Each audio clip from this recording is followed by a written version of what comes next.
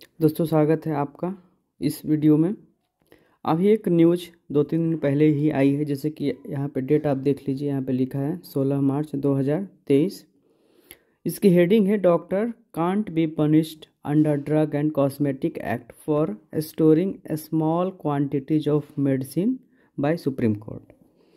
तो एक खबर थी, इसमें जो हेडलाइन का मतलब यही है कि अगर कोई भी चिकित्सक अपने आवास में, अपने क्लिनिक में कुछ थोड़ी बहुत अगर दवाएं रखता है तो उस पर ड्रग एंड कॉस्मेटिक एक्ट के अंतर्गत जो है कुछ प्रावधान है, उसके तहत सज़ा नहीं दी जा सकती। इसका पूरा डिटेल हम आपको बताएंगे इस वीडियो में। हमारे चैनल के सभी दर्शकों को मेरा नमस्कार। दोस्तों, आप सभी के सहयोग से हमारा चैनल 99,000 सब्सक्राइबर्स पूरे कर चुका है। आपको हमारे चैनल के वीडियोज़ पसंद आते हैं और अभी तक आपने हमारे चैनल सब्सक्राइब नहीं किया है तो सब्सक्राइब जरूर करें। और यह बिल्कुल निःशुल्क है, सब्सक्राइब करने का कोई चार्जेस नहीं लगता। और हमारी कोशिश यही रहेगी कि अगले 2-4 दिनों में हमारा चैनल जो है 1 लाख सब्सक्राइबर को पूरा कर ले। यहाँ पे जो पूरा मामला है कि when a small quantity of medicine has been found in the premises of a registered medical practitioner, it would not amount to selling their medicines across the counter in an open shop। यानी कि अगर कोई अपने clinic में या घर पे रखता है अपने प्रेमाइसेज में, तो उसको आप ऐसे नहीं कह सकते कि वो, जैसे कि उस पर वो नियम नहीं लागू होंगे जो कि आप ओपन शॉप पे लागू होते हैं। यानी कि उसने कोई जो है दुकान नहीं खोल रखी है दवाओं को बेचने के लिए।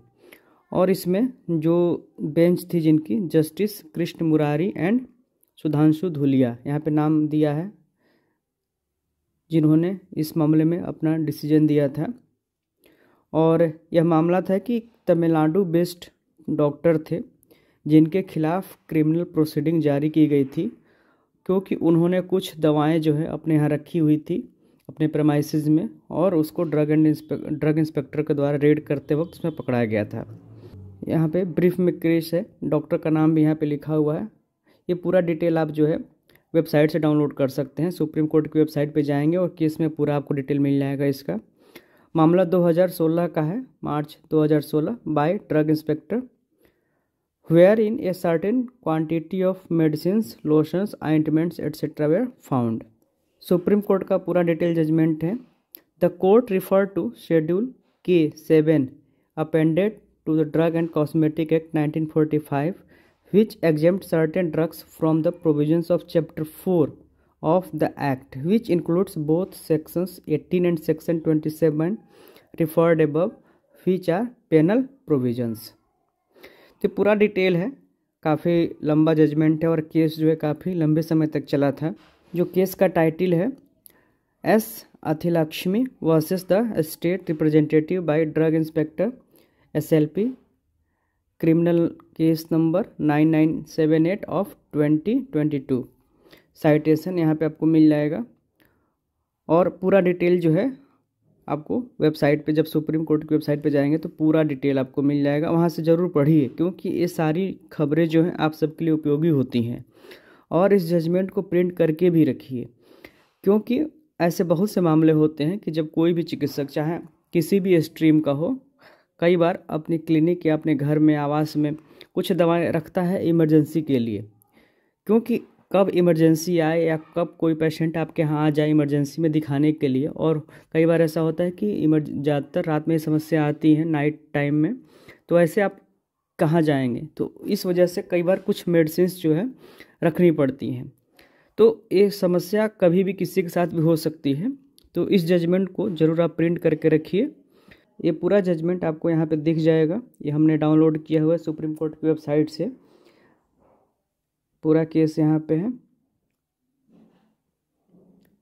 और लास्ट में हम सिर्फ कंक्लूजन आपको बताते हैं, इस केस का कंक्लूजन क्या था, क्योंकि बाकी सारी चीज़ें हमने ऑलरेडी बता दिया है।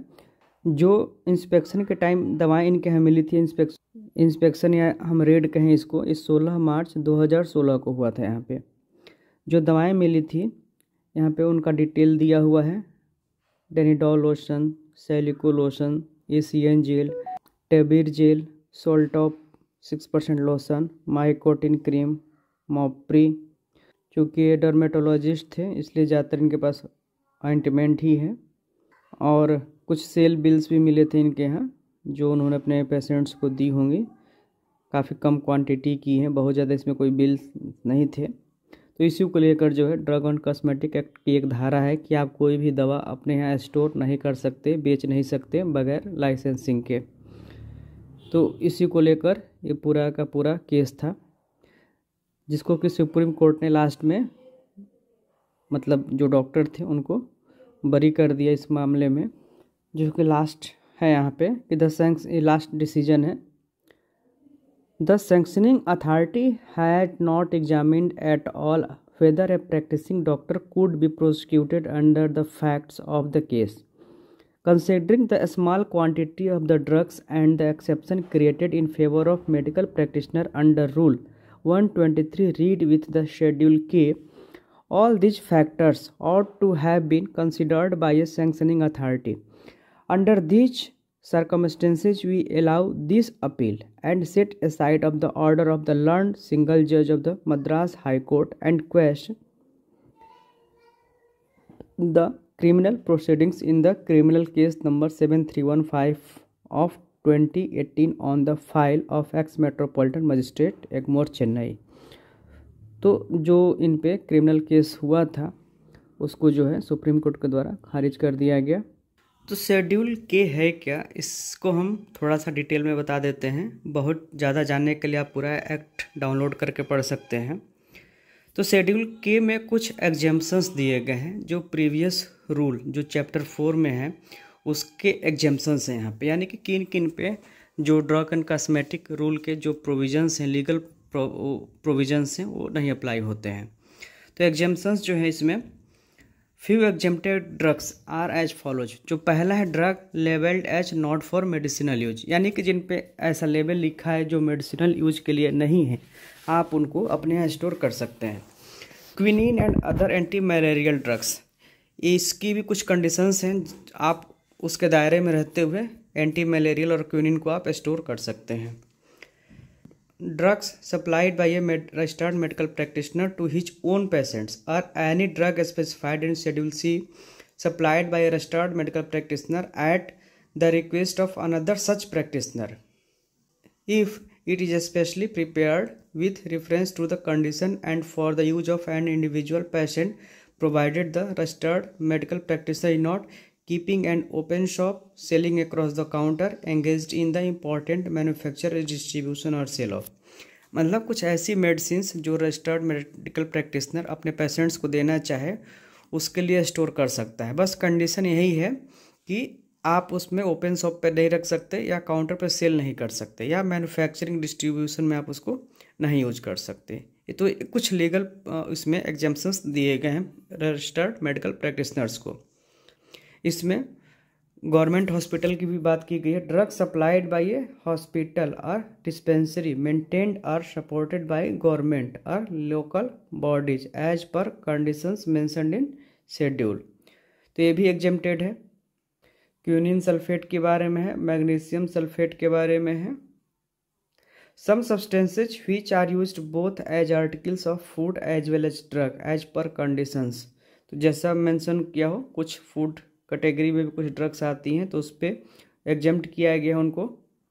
Mechanical and chemical contraceptives, some household aspirin tablets, paracetamol tablets, analgesic balm, antacid preparation, gripe water, inhalers containing drugs for treatment of cold and nasal congestion, syrup, lozenges, pills and tablets for cough, liniments for external use, skin ointments and ointments for burn, absorbent cotton wool, bandages, adsorbent gauze and adhesives। इसके अलावा plaster, castor oil, liquid paraffin and Epsom salts, eucalyptus oil, tincture iodine, tincture benzoin and mercurochrome solution in containers not exceeding 100 ml। तो ये बहुत से exceptions जो है दिए गए हैं शेड्यूल के में, यानी कि इन दवाओं को आप लिमिटेड क्वांटिटी में आप अपने यहाँ रख सकते हैं अपने पेशेंट को देने के लिए, लेकिन आप इसको ओवर द काउंटर सेल नहीं कर सकते, अपने शॉप पे सेल नहीं कर सकते। बस इसी बात का आपको ध्यान रखना है।